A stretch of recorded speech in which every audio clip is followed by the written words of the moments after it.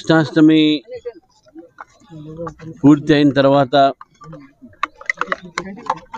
మన యథావిధంగా మన పద్ధతి ప్రకారము కృష్ణాష్టమి ఊరేగింపు కూడా తీస్తూ ఉంటారు బస్తీలలో. రామంతపూర్లో అదేవిధంగా ఈ ఉప్పల్ నియోజకవర్గం సంబంధించినటువంటి పిల్లలు చాలామంది ఆ కృష్ణాష్టమి రథాన్ని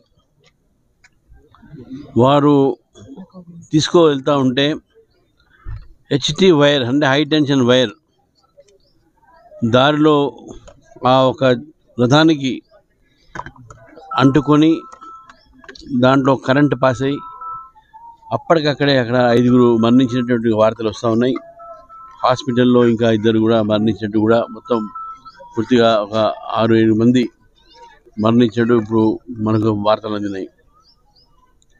ఇది బహుశా ఇది చాలా విషాదమైనటువంటి సంఘటన. ఈ మధ్య కాలంలో భారతీయ జనతా పార్టీ పదే పదే ప్రభుత్వానికి చెప్తా ఉన్నది, మీరు వానాకాలం ఒకవైపు రోడ్ల మీద మ్యాన్హోల్స్ సంబంధించిన దాంట్లో కరెంటు విషయంలో కూడా మీరు జాగ్రత్త తీసుకోవాలి. ముఖ్యంగా హై టెన్షన్ వైర్ కూడా మనం చాలా చూస్తూ ఉంటాం, ఓపెన్గా ఉంటాయి, సగం బడి ఉంటుంది, కింద బడి ఉంటుంది, పిల్లలు ఆడుకుంటూ ఉంటారు దాని మీద.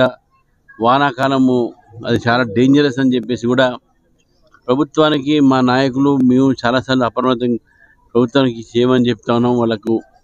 అయినప్పుడు కూడా ఇటు ఒకవైపు జిహెచ్ఎంసీ కానీ ఇంకోవైపు కరెంటు డిపార్ట్మెంట్ కానీ వీళ్ళ ఒక నిర్లక్ష్యంతోనే ఈరోజు ఈ సంఘటన జరిగిందని చెప్పి నేను భావిస్తూ ఉన్నాను. ఈ యొక్క చావులకు మొత్తం ప్రభుత్వమే బాధ్యత వహించాలని చెప్పేసి కూడా భారతీయ జనతా పార్టీ భావిస్తూ ఉంది. రెండోది, అందరూ కూడా చిన్న పిల్లలు, యంగ్ స్టూడెంట్స్, బీద కుటుంబం సంబంధించిన వాళ్ళందరూ కూడా.